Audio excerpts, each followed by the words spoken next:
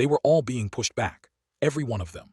The dead did not tire and the living did, and the arithmetic of that had only one conclusion if something did not change it. The yard of Winterfell had begun to feel like a place where everyone was going to die, and the dying was not going to be enough. Jon had been waiting for the Night King. He had positioned himself at the center of the battle where the lines were heaviest, moving forward through the crush of whites with Longclaw in his right hand and Ghost carving a path to his left. Ghost was massive, nearly the size of a warhorse in the flank, a creature that had grown beyond anything the word wolf was built to contain. He moved through the dead the way water moved through stone, finding gaps, flowing around resistance, arriving at the right place with the total commitment of something that had been designed for exactly this. Jon moved with him, matching his rhythm, the two of them operating with the ease of things that had been moving together for years. Longclaw cut through whites and left them down and stayed down, the Valyrian steel disrupting whatever the Night King had put into them. He moved forward, tracking the specific cold that the Night King radiated, distinguishable from the general cold of the battle, a directional chill that Jon had learned to read from the encounter at Hardhome. Beric Dondarrion found him at the place where the inner wall met the outer gatehouse. "Three of them," Beric said, appearing at Jon's shoulder in the dark. He pointed into the shadows ahead. 3 white walkers, tall and ancient, armored in ice, moving toward Jon's position with the deliberate purpose of things that had identified a specific target. The leather patch over Beric's empty eye socket was dark with sweat. His flaming sword was already lit and the single eye above it was very calm. "Go," he said. "I'll hold them." "Beric." "Go, Jon." He looked at Jon with the direct eyes of a man who has been brought back from death enough times to have lost his fear of it. "There are things worth dying for. Let me choose mine." He stepped forward, sword blazing. Jon looked at him for one moment, then he went. He heard it behind him, heard the fire of Beric's blade and the sounds of the engagement, and then a sound he had not expected. An explosion, a roar of displaced cold air and the crack of shattering ice. Then another, then a third in quick succession, then silence from that direction. Beric Dondarrion had taken all 3 white walkers with him. The exchange had been absolute on both sides. Jon did not look back. Turning back would have made Beric's choice worthless.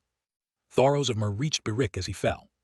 He had not been far behind, had seen where Beric was going and had followed, because that was what Thoros did when Beric went somewhere dangerous. He reached him in the aftermath of the 3 walkers' destruction, Beric on his face in the snow, his sword gone out, the cost of what he had done written clearly in the quality of his stillness. Thoros knelt beside him in the blood and the dark and put his hands on him and prayed the way he had prayed every other time, the familiar words of our Lord, the Lord of Light. He prayed for the fire to return. He prayed for the breath to return. Nothing came. He sat with Beric Dondarrion in the dark, and the battle raged around them, and the light did not return this time. Whatever debt had kept Beric on the living side of the ledger had been finally settled. Whatever purpose had required him had been met. Thoros closed the one eye. He pulled the leather patch gently back into place. He arranged Beric's hands over his chest and laid his cloak over him. He stood.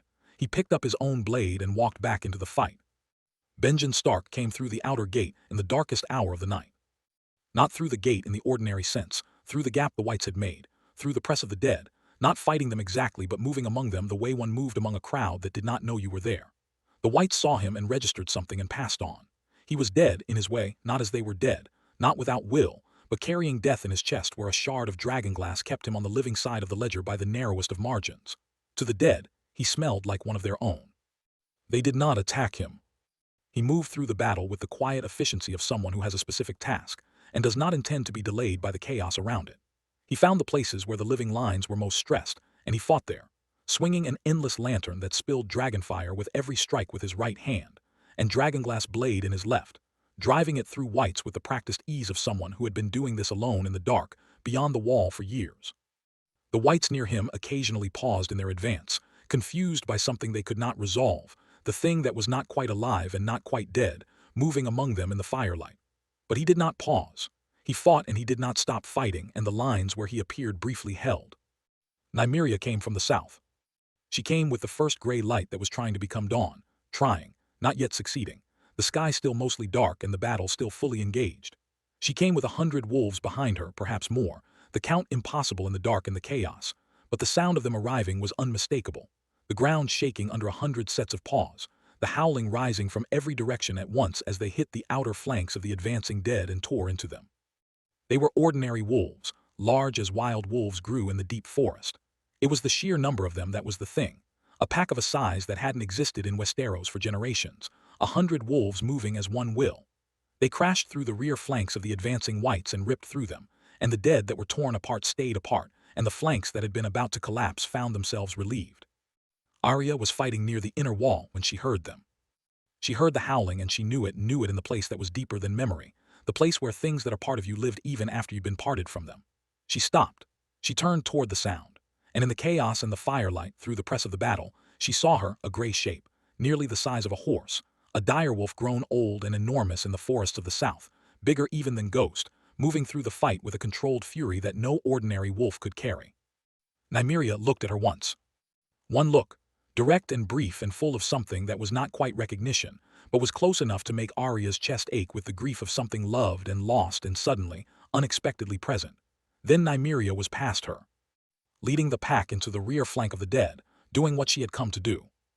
Arya stood in the battle for 1 second only. Then she did what she had come to do. She moved through the battle in the way she had trained to move, not as a soldier engaging the enemy, but as something the enemy did not notice until it was too late.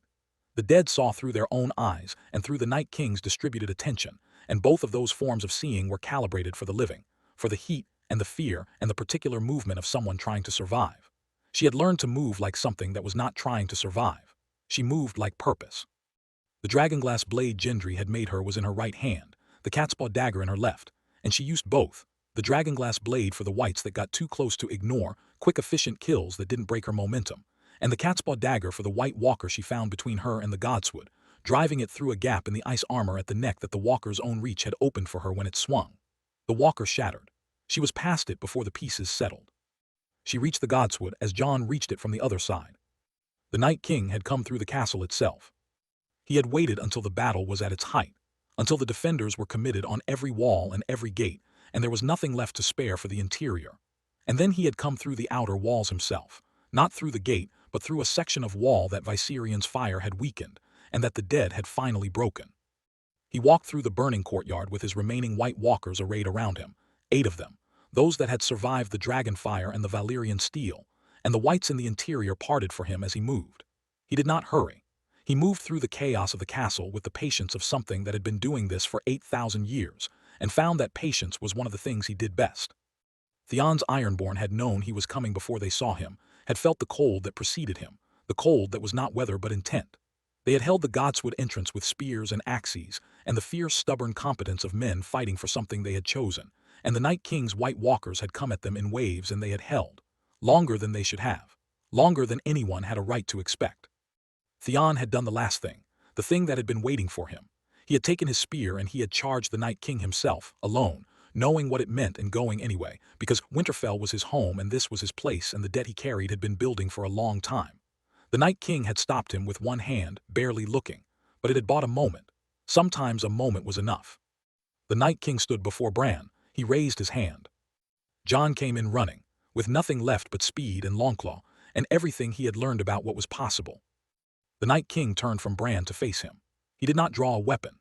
He raised one hand and a blade of ice formed in it, not pulled from somewhere, but built from the cold itself, crystallizing out of the air in the space of a breath, translucent and edged in the way that dragonglass was edged, the same fundamental magic made into a different shape.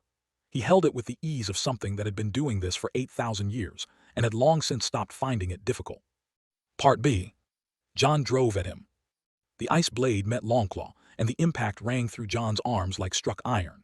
Heavier than any blow he had taken from a living fighter, the Night King's strength operating at a level that had no natural ceiling, the kind of force that simply ignored the physics of muscle and sinew.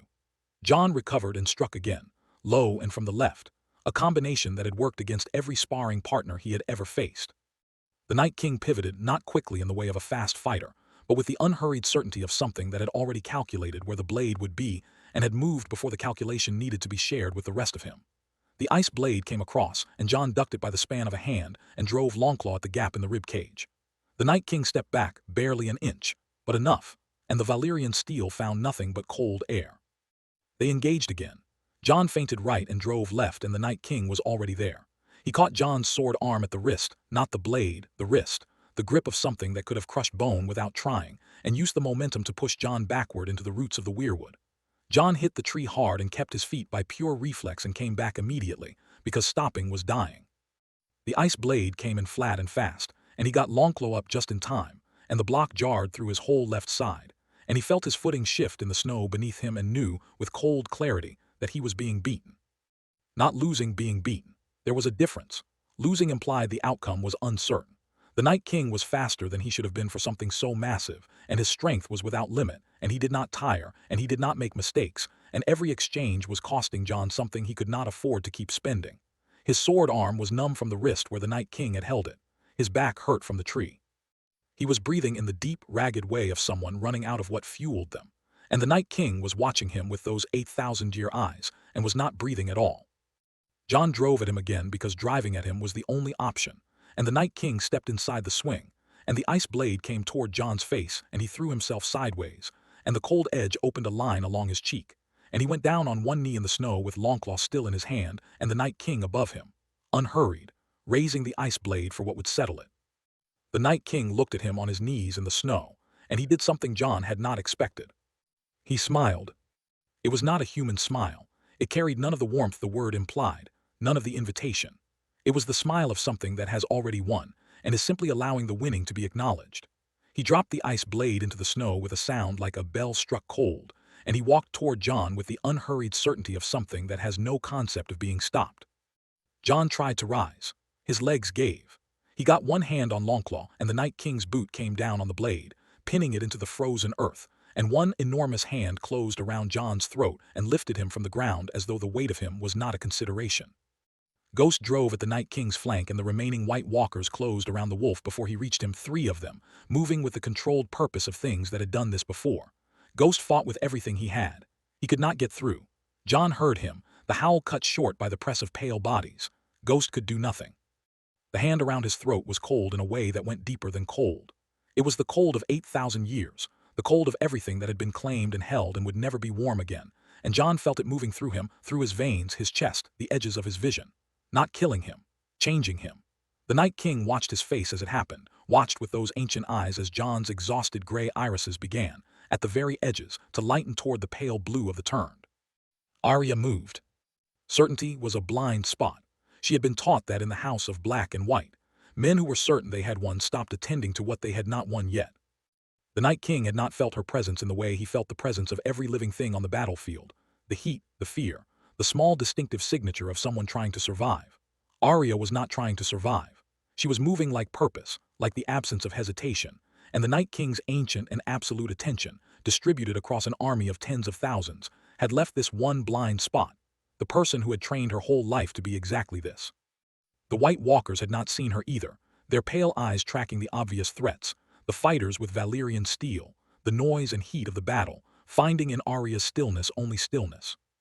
Bran watched from the weirwood. He had seen this in the network, had seen 10,000 versions of what was about to happen in the long sight of the trees, and he knew that the next 5 seconds contained everything. Arya came out of the shadow, with the catspaw dagger driving upward.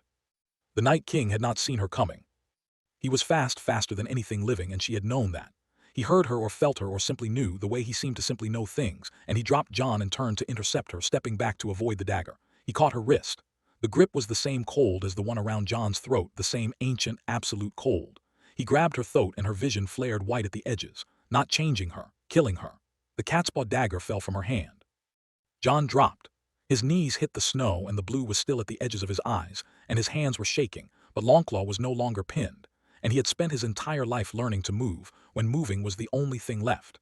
He drove upward into the Night King's side from his knees with Longclaw, and found the place where dragonglass had entered 8,000 years ago that Valyrian steel could reach, and drove through it with everything he had. The Night King looked down at the blade in his side. He looked at Jon. He looked at Bran beneath the weirwood, at the 3-eyed raven, the keeper of memory, the record that could not be unmade. He looked at Arya, still in his grip, who looked back at him without flinching. Starks, the wardens of the north, the people charged since the first long night with standing between the world of the living and what came from beyond the wall. The certainty in his eyes did not disappear so much as arrive at its end. 8,000 years of purpose, finished. He shattered. Arya landed as the grip released, hand finding the dagger in the snow. She was on her feet before the pieces finished falling. The White Walkers still stood, and she drove the catspaw dagger through the first before it had completed turning toward her, and it shattered. The second turned to strike Arya, but she evaded and found an opening under the arm. As the White Walkers began to retreat, Ghost pinned the third as Arya pierced it in the neck above the armor. Arya went to Jon. She crossed the broken ground of the godswood and dropped to her knees in front of him, exhausted, the catspaw dagger loose in her hand. Ghost moved behind her, settling at her back. The great white wolf, still and immense, pressed close in the way of something that had decided she was worth guarding. Arya was breathing hard. Jon was breathing hard. Neither of them spoke. Bran watched them from beneath the weirwood with those quiet, ancient eyes. Jon looked at Arya. Arya looked at Jon.